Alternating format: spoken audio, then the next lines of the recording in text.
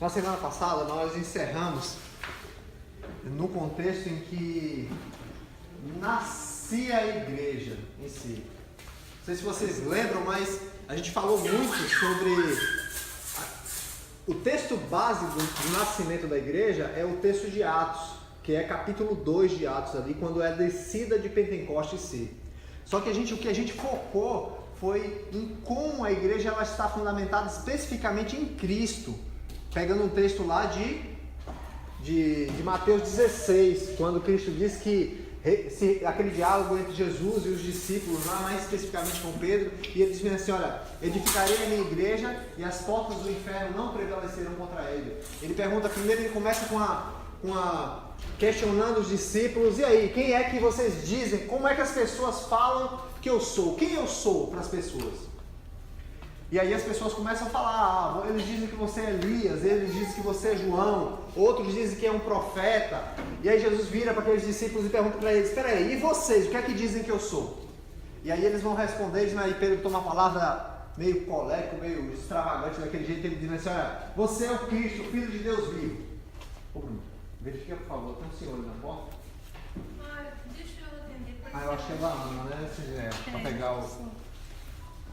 Tu és o Cristo, o Filho de Deus vivo. E aí o diálogo segue. E aí Jesus vai falar para Pedro, olha, não foi carne nem sangue quem revelou isso ao teu coração, mas foi o Pai.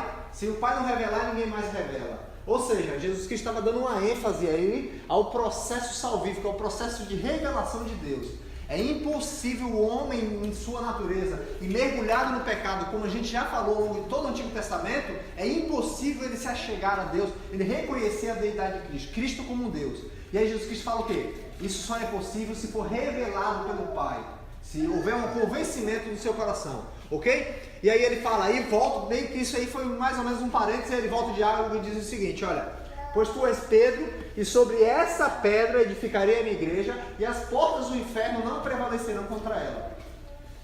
Surge aí aquela discussão do catolicismo, dizendo que Pedro é a pedra sobre a qual a igreja está fundamentada, e como que ele é o primeiro Papa, né, e os outros só são sucessores a partir dele, porque Jesus Cristo teria usado aí um trocadilho, de que Pedro, o significado do nome de Pedro é pedra, e Jesus estava dizendo assim, olha, pois tu és Pedro, e sob essa pedra, que é Pedro, edificarei a minha igreja, e as portas do inferno não prevaleceram contra ela. Então, analisamos aqui, esse primeiro momento, todos os textos do Novo Testamento, que foi o caso de Efésios, foi o caso de 1 Pedro, capítulo 2, dizendo que Jesus Cristo, na verdade, estava se referindo os apóstolos referindo a isso, estavam imaginando uma construção como a pedra fundamental, que é a pedra de esquina, ela que alinha e dá sustentação a toda a estrutura. Então, o que Jesus, na verdade, usa é uma regra gramatical, e ele diz assim, olha, tu és Pedro, e sobre esta pedra, lembrando da afirmação que Pedro já tinha falado, que tu és o Cristo, Filho de Deus vivo, ou seja, sobre a pedra, que é o Cristo, o Filho de Deus vivo, edificarei a minha igreja, e as portas do inferno não prevalecerão contra ela. Então Cristo é a fundamentação da igreja. Sem ele, a igreja não tem sentido. Isso é contrário. Citamos um texto aí, inclusive na apostila de vocês tem, que é o texto de Policarpo, que é um dos pais da igreja. Na verdade, Policarpo não, é um texto de Erasmo. Quando Erasmo afirma que Cristo, ele é a fundamentação da igreja. É logo na primeira página, se não me engano. Segunda página. É quando ele chega, Eusébio, na verdade. Eusébio falando que Cristo, na verdade, é a fundamentação. E aí, depois tem até um comentário sobre isso na segunda observação aí, que a referência de Eusébio, na verdade, ela coloca Jesus como a fundamentação, e agora a igreja depois de nascida no capítulo 2, porque o início do capítulo 2 ele deixa claro que os cristãos estavam vivendo sobre os fundamentos dos apóstolos. Capítulo 2, versículo 41. Ele diz assim, olha, que os cristãos, eles viviam sobre a fundamentação aos pés dos apóstolos. Quando ele afirma isso aí, na verdade Eusébio estava querendo dizer que Jesus Cristo é a pedra de esquina, ou seja, a pedra que dá sustentação a todo o edifício, a pedra angular, a pedra de esquina, e Os apóstolos, na verdade, nós estamos edificados sobre a fundamentação dos apóstolos, em que Cristo é a pedra de esquina. Ou seja, os apóstolos, eles formam aí, eles dão a direção, porque foram incumbidos dessa transferência da palavra. Cristo foi lá e disse o seguinte, e ensinou ele, todos os 12, durante 3 anos, e disse, ide e fazer discípulos. Ou seja, primeiro vocês esperem em Jerusalém e depois vocês vão e façam discípulos a partir disso. Então a palavra que eles receberam durante 3 anos, eles deveriam usar para fazer discípulos e cumprir a missão de Cristo por todo o mundo. Lembrando que isso tem referência direta à promessa lá de Abraão, do capítulo 12 de Gênesis, quando disse, olha, sai da tua terra, da tua parentela, e ele se refere dizendo que farei através de você todas as famílias da terra benditas. Tem referência direta através disso. Então, esse momento é um momento chave da história. Por quê? O mundo está se transformando. Isso, o ateísmo reconhece isso. Na verdade, não se trata de uma questão religiosa em si. A história demonstra que o mundo ele foi dividido entre antes e depois de Cristo. A influência do cristianismo no mundo foi assim, sem precedentes. Hoje o cristianismo influencia em praticamente todas as religiões do mundo. Se é o islamismo, se é os hinduístas, cada um dá uma conotação diferente do cristianismo, mas o cristianismo ele influencia diretamente. Sem contar com as questões de moralidade. Quando a gente pega a história de Israel, vê Deus formando um povo e dando leis morais de civilidade em uma época que não se tinha um mínimo de consciência sanitária, um mínimo de consciência. As nações elas eram de povos bárbaros, puramente. Quando a gente pensa em Israel, uma nação que era isso aqui, não se tinha referência nenhuma no mundo, e inaugura um sistema tanto religioso quanto uma lei civil e uma lei cerimonial que põe as coisas no lugar e rege a moralidade, os princípios de moralidade, isso é extraordinário, isso impacta o mundo. Em uma época que os deuses cobravam o oferecimento das suas crianças, Israel vai deixar leis de proteção às crianças. Em uma época que o dono, o escravo, ele poderia fazer o que quisesse com os escravos, ele era o dono. Israel inaugura a lei de proteções a escravo. Em uma época que os pais abusavam dos seus filhos e aquilo era natural. A lei romana mesmo deixava isso ao bel prazer, pelo menos aí nesse contexto aí inicial da lei romana. Enquanto o cristianismo nesse início ele inibia e punia esse tipo de coisa. O incesto era uma prática comum.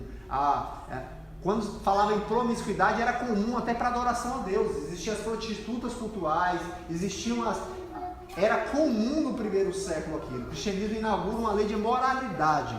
A gente está falando da transformação do mundo com o nascimento da igreja. É algo muito maior, não tem a ver com a religiosidade em si, tem a ver com o plano de Deus para a salvação do mundo em si. Deus está em busca dos resgates dos seus. E esse processo é que dá início aí com os discípulos. Então a igreja nasce no capítulo 2 de Atos. E de fazer discípulos, mas primeiro espere em Jerusalém, até que dos céus serem revestidos de poder. Esse é o capítulo 1 de Atos. E a partir desse momento, quando a igreja nasce, desce ali o Espírito Santo. E a gente comentou também que na verdade aquela descida do Espírito Santo não significa que o Espírito Santo não atuava no passado, mas é só uma referência que ele passou a morar nos corações dos seres humanos ali. É mais o Espírito Santo atuou de forma mais presente na vida dos seres humanos. Isso. Enquanto que ele agia por intermédio de sacerdotes ou em casos isolados, agora, cumprindo a promessa do profeta Joel, como Pedro faz menção ali no discurso, ele é derramado nos corações dos seres humanos. É diferente, é uma abundância. Agora os seres humanos podem ter o Espírito Santo dentro de si. Antes era específico a atuação do Espírito Santo. Então mudou completamente essa atuação. E o que é marcante na história da igreja vai ser como o Espírito Santo se manifesta através da sua igreja. Isso é visível. a igreja é marcada pela presença do Espírito Santo em sua vida. A gente vê isso diretamente aí, logo no capítulo 2. Me presta aqui, Cida. Pode ser. Vamos ler aqui, que eu acho que vai ser interessante a gente fazer a leitura desse texto. Pode pegar que eu estou no celular. Capítulo 2, aí, depois do versículo 41. 2 de Atos? Isso, Atos 2.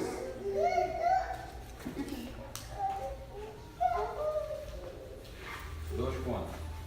A partir do versículo 41.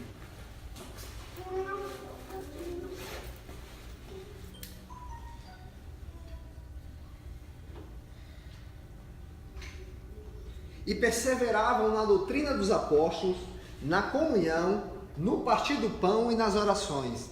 Em cada alma havia temor, e muitos prodígios e sinais eram feitos por intermédio dos apóstolos. Todos os que creram estavam juntos e tinham tudo em comum. Vendiam as suas propriedades e bens e distribuíam o produto entre todos, à medida que alguém tinha necessidade. Diariamente perseveravam unânimes no templo, partiam o pão de casa em casa e tomavam as suas refeições com alegria e singeleza de coração, louvando a Deus e contando com a simpatia de todo o povo. Enquanto isso, acrescentava-lhes o Senhor, dia a dia, os que iam sendo salvos. Esse povo era diferenciado. Esse povo era diferenciado. E o texto deixa muito claro que a atuação do Espírito Santo era marcante na vida deles. E aí ele começa logo dizendo que eles perseveravam na doutrina dos apóstolos. A ideia de perseverar aqui é uma atuação contínua. Eles permaneciam não somente um momento, mas era o tempo inteiro sobre o acompanhamento. Eles viviam sob as orientações dos apóstolos. Eles não eram uma igreja apostolar, como a gente vê nos dias de hoje, que a igreja, elas eram fundamentadas nos apóstolos. O que estava acontecendo ali, o texto deixa claro, é que os apóstolos eles receberam de Cristo as orientações e agora eles estão transmitindo à igreja. Então o que a igreja vivia, na verdade, era Cristo, puramente Cristo. A prova disso é que todas essas coisas, elas são consequência direta da vida fundamentada em Cristo. Então, se elas viviam sob as orientações dos apóstolos nesse início aqui, tudo isso que acontecia na vida deles era consequência a essa obediência às Escrituras. Olha que coisa incrível sobre isso aqui. Uma pergunta, JP. Pode falar. Acho que é João 20, quando fala que Jesus aparece a Maria, depois aos discípulos. Isso mesmo. E aí naquele capítulo mesmo sopra o Espírito sobre os discípulos. Ali eles receberam o Espírito Santo. É isso? Daí foram os primeiros. Então. Isso. Na verdade, ali o que acontece ali é que a descida do Espírito Santo, ela é o dia de Pentecoste acontece um fenômeno para todas as pessoas em si. O que acontece ali, eu não sei se vocês observaram, mas os discípulos eles tiveram algumas missões durante o treinamento de 3 anos. Eles viviam, eu até comentei na semana passada, entre a teoria e a prática. Jesus Cristo ia lá, dava uma ordem para eles e eles iam lá cumprir a ordem. Uma das coisas que eles faziam era curar as pessoas através em nome de Cristo. Diversas vezes aconteciam isso. Expulsar demônios. Então Jesus incumbiu os discípulos a autoridades especiais. Não significa que eles tinham livre acesso como nós temos hoje depois do Espírito Santo. Mas eles receberam incumbências especiais, um revestimento especial. Porém, o que aconteceu em Pentecoste foi algo definitivo. Isso. Então, assim como aconteceu no Antigo Testamento, alguns momentos especiais, aconteceu também com os discípulos nesse contexto aí. Porém, em Pentecostes, é uma coisa permanente. Eles foram selados e incumbidos à missão. A partir daquele momento, eles estavam preparados para cumprir eficazmente a missão. Então, depois daquilo, tanto é que ele diz assim, olha, espere em Jerusalém, do céu vocês serão revestidos de poder e vocês serão minhas testemunhas em Jerusalém, na Judéia, em Samaria, até os confins da terra. O que acontece aqui em Pentecostes é uma coisa marcante, olha só, e aí a gente precisa falar pelo menos disso. O evento em Pentecostes em si, ele é um pontapé de manifestação do Espírito Santo. E aí a gente precisa entender muito bem essa questão. Por quê? Quando Jesus disse que eles cumpririam a missão depois de Pentecostes em Jerusalém, na Judéia, em Samaria e até os confins da terra, se vocês observarem todas as narrativas de manifestação do poder do Espírito Santo, elas aconteceram especificamente nesses lugares. E na sequência que ele falou.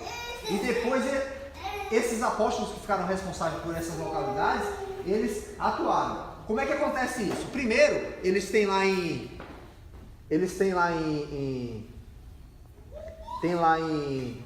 Pentecostes, aquela manifestação de Jerusalém aí, ó. Vocês primeiro permanecem em Jerusalém, acontece Pentecostes. Aí eles vão para Cornélio. Depois tem uma manifestação de Paulo com os discípulos, aí, assim que Paulo chega em Roma, mostrando que é os confins da terra. Em Samaria acontece outra coisa, quando Jesus se encontra com os discípulos ali. Então, acontecem manifestações dos poderes. O que a teologia diz é que, na verdade, aconteceu um segundo Pentecostes. Não Pentecostes aos moldes do primeiro, mas seria uma testificação do chamado dos apóstolos, da apostolicidade dos apóstolos. Exemplo, Paulo ele foi convocado por Cristo, ok? Só que isso foi... Paulo chegou dizendo para a igreja que ele teria sido chamado por Cristo, teve uma experiência com Cristo, lá como aconteceu em Ananias, no capítulo 9 de Atos. E aí isso ficou no campo da imaginação. Quem poderia garantir que Paulo realmente era apóstolo, já que não vinha entre os 12? Como é que isso vai ser provado? Tem duas coisas que acontecem nesse momento. Primeiro, é a visita de um anjo ali para... primeiro, Pedro e... se eu não me engano, Pedro e Tiago testemunhando como o Espírito Santo atuava na vida de Paulo. Depois foi muito porque Paulo, ao chegar em Roma, encontrou os discípulos de João lá pregando, e eles falaram assim, começaram a conversar: vocês viram o que aconteceu em Jerusalém, não sei o quê? Aí ele falou assim: mas o quê? Ele comentando sobre o dia de Pentecostes. Eles falaram: peraí, vocês não receberam o Espírito Santo? Então Paulo orou sobre eles e aconteceu exatamente o que aconteceu em Pentecostes. Eles começaram a falar em outras línguas o texto diz que eles receberam o Espírito Santo naquele momento. Todas aquelas pessoas testificaram que assim como Cristo atuou através da vida dos apóstolos lá em Jerusalém, agora estava atuando também na vida de Paulo em Roma. Então Paulo foi reconhecido como um apóstolo naquele momento. Autoridade. A mesma coisa aconteceu o quê? O sonho de Pedro. Pedro está em Jerusalém, dormindo, e Deus vai lá e fala com Cornélio. Cornélio era um prosélito, um judeu. Na verdade não era bem um judeu, ele era simpatizante do judaísmo, mas não era... era como se fosse um gentil convertido ao judaísmo. Então ele tinha simpatia pelo Deus de Israel. Só que nesse momento aí acontece algo extraordinário, porque Deus vai lá, fala para Cornélio que enviará alguém para explicar a lei para ele, o que tinha acontecido, ok? Até isso aí. Cornélio Deus vai lá e fala com Pedro. Pedro tem aquela experiência fantástica quando diz que tem aquele sonho dizendo que era que ele comeu os animais que eram considerados impuros, e aí o Espírito Santo vai falar para ele: ó, não considere impuro aquilo que eu digo que é puro. E aí depois Cornélio vai envia um mensageiro a Pedro, ok? E aí Pedro vai lá e explica a lei. Quando Pedro termina de explicar ali tudo o que aconteceu, Pedro ora, o Espírito Santo desce também sobre a vida de Cornélio. Aquilo ali ficou provado que Deus ele não estava atuando somente nos judeus, mas também nos gentios, naqueles que não eram judeus de sangue puro. Tudo isso aí eu estou falando para ilustrar que o Espírito Santo ele passa a atuar em todas as camadas, tanto nos samaritanos, que era aquele povo excluído, eram judeus mestiços, quanto nos judeus puros, quanto também nos gentios. E vai acontecer uma explosão de crescimento dos evangelhos. Quando a gente vê aqui 3.000 pessoas se convertendo com a atuação somente na pregação de Pedro aqui, é algo fantástico. Nós temos a primeira igreja que em uma pregação acontece um convertimento em massa de 3.000 pessoas.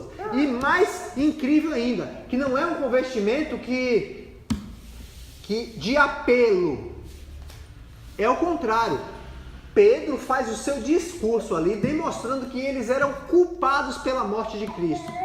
E aí eles viram para Pedro preocupados, ansiosos e perguntam: e agora, o que é que vai ser da gente? O que eu posso fazer? A partir desse momento, Pedro vai lá e explica para eles e diz: olha, calma, vocês só precisam se arrepender. E aí, feito isso, Pedro diz: olha, vocês precisam crer em Cristo. Aquele que vocês mataram agora, vocês precisam crer em Cristo.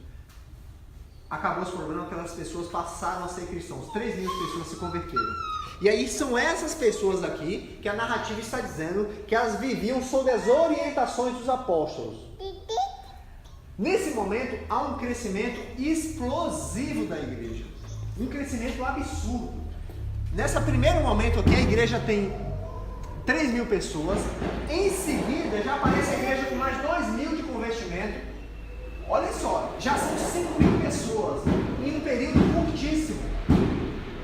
E aquelas pessoas viviam unânimes, viviam de forma diferenciada. O que eu coloquei aqui na apostila para vocês verem é destacando um pouco como era aquele estilo de vida da igreja. Quando as escrituras dizem que elas viviam sob as orientações dos apóstolos, elas viviam de fato, elas viviam sob as orientações mesmo, perseveravam. A partir disso, elas tinham suas vidas transformadas. E a evidência, o que acontecia na vida delas? Elas tinham a palavra de Deus, ou seja, Cristo era a pedra fundamental daquela igreja. Eles viviam sob as orientações dos apóstolos. Por isso, a consequência natural era essa vida diferenciada. Então, nesse momento, o que acontece aqui?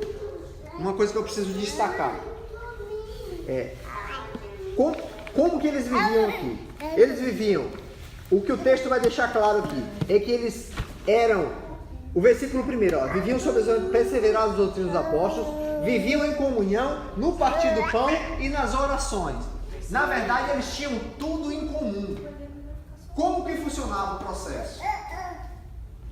Funcionava assim: o Bruno se converteu. O que é que o Bruno fazia? Bruno tinha posses, ou então Bruno era pobre, não tinha nada. O que é que fazia? Ele vendia tudo que tinha, chegava na igreja, aos pés dos apóstolos e depositava tudo. Engraçado que não era uma orientação dos apóstolos isso. Isso era voluntário até. Não existe referência a uma obrigatoriedade de fazer isso. Era com singeleza de coração, é o que o texto deixa claro. Então funcionava assim. Por que isso?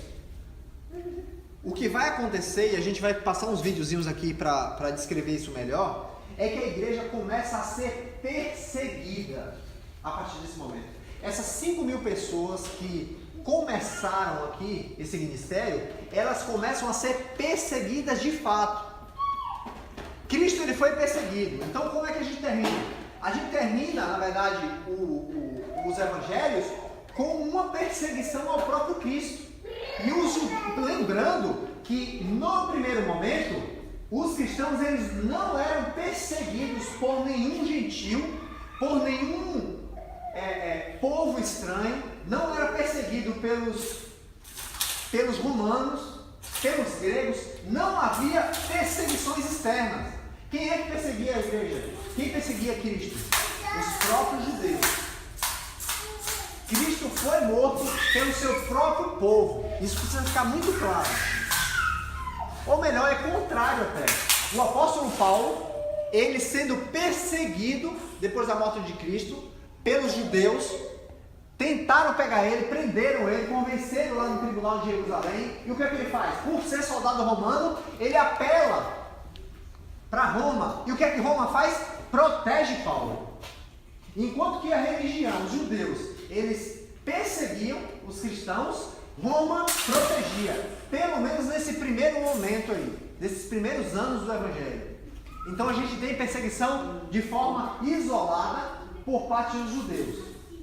Até que o Evangelho ele começa a crescer. Como eu disse, o Evangelho ele cresce de forma explosiva. E cresce às margens do mar Mediterrâneo. Se a gente pegar a Europa ali, o mapa da Europa, a gente vai ver em volta do mar Mediterrâneo como o Evangelho cresceu e se expandiu. Tudo isso aconteceu por quê? Muito provavelmente por causa das perseguições.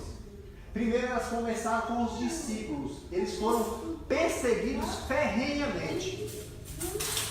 E eles foram considerados os primeiros mártires da igreja. Só que o que o judaísmo pensou que ia destruir a igreja, na verdade foi um efeito inverso. Eles passaram a espalhar o povo e o povo começou a evangelizar em outros lugares. Funciona mais ou menos aqui. Jardim Primavera, esse grupo aqui nós estamos aqui em 7 pessoas, seremos perseguidos de morte, ok? Eles pegam da gente, mata e começam a perseguir. O que vai acontecer naturalmente? A gente vai espalhar, cada um para um lugar diferente. Só que vocês agora já têm o Evangelho nos corações. Então o que você vai fazer? Você está indo lá para o interior, lá para Bertioga. O que você vai fazer lá? Individualmente você vai começar a pregar o Evangelho. O que vai acontecer lá? O Evangelho chega lá em Bertioga, se espalha em Bertioga e assim o Evangelho começou a crescer. Não sei se vocês observaram, mas a mesma metodologia que foi usada lá pelo próprio Deus, olha, cresçam, se multipliquem e encham a terra, foi a mesma coisa que aconteceu aqui nesse nascimento da igreja. Exatamente a mesma coisa. Só que agora o instrumento foi a perseguição. Embora estivesse uma ordem para eles pregarem o Evangelho a todas as pessoas, aqui cresceram mesmo o Evangelho por causa da perseguição. E eles eram batizados. Então, nós temos uma igreja que partia, dividia tudo que tinha. Aconteceu aquele fenômeno assim, marcante de Ananias e Safira ali, que omitiram, disseram que tinham, era para ter doado, não depositaram. Ninguém obrigou Ananias e Safira a doar coisa nenhuma, mas eles disseram que tinham depositado e não depositaram. Então, acontece o fato, Deus vai lá e mata literalmente Ananias e Safira, muito para demonstrar, lembrando que ali nós estamos em um contexto de manifestação do Espírito, de Deus mostrando quem Ele é a humanidade, de marcante. Em determinados momentos na história nós vemos assim a manifestação do Espírito como um pico. O Senhor assim, em Pentecostes sobe a manifestação, depois quando você vai ver já Corinto e aquelas coisas, já cai, você já não vê mais tantas curas, já não vê mais manifestação. Depois da igreja primitiva você já vê outro ponto de alto ali de manifestação do Espírito, depois cai. Aí ao longo da história você vê movimentos de avivamento, sobe de novo a manifestação do Espírito, depois cai novamente. São pontos localizados. Hoje, por exemplo, acontece movimentos de avivamento. Exemplo disso se a gente pensar uns 15 anos de evangelho aí, a gente ouvia falar como Deus se manifestava na África. Eram curas incríveis que aconteciam na África. O Espírito Santo se manifestava para a salvação daquelas pessoas lá. Hoje praticamente não se ouve mais falar disso. Hoje não se ouve falar daquelas manifestações que tem na África, daqueles povos isolados. Percebe como quando tem momentos na história que o Espírito Santo atua e tem momentos que não? Porque a manifestação de cura, de milagres, ela sempre foi usada como mecanismo para a salvação. Aponta a Cristo, né? Isso. Pode observar que todas as curas de Cristo eram sempre assim, olha, a tua fé te salvou, era sempre linkada à salvação das pessoas. Nunca era a cura pela cura. Uma outra coisa, então aquelas pessoas viviam de forma diferenciada porque elas estavam fundamentadas nas Escrituras. O que acontece ali naquele primeiro momento é o seguinte: os discípulos eles já começam a escrever. Qual era a preocupação da igreja? Os discípulos eles começam a perceber que eles não dariam conta de todas aquelas pessoas. Do nada já começa a ter conflitos. Por quê? As pessoas depositavam tudo que tinha lá no pé dos apóstolos. Aí quando a gente vê lá, volta no capítulo 7, não sei se é capítulo 6 ou 7, a gente já vê discussões, porque não está sendo divididas as coisas de forma de igualdade. As viúvas dos judeus estão recebendo mais do que as viúvas dos gentios. E começa a dar problemas com isso. Então os discípulos levantam diáconos para fazer essa função e eles começam a se dedicar à palavra e às orações. E aí eles têm o Espírito Santo orienta eles para que eles escrevam. Capítulo 6 mesmo. Capítulo 6, né? Para que eles escrevam a lei. Por quê? A igreja agora é gigante. Como que eles vão acompanhar, como que as pessoas irão acompanhar a lei? O evangelho, como que as pessoas irão fazer?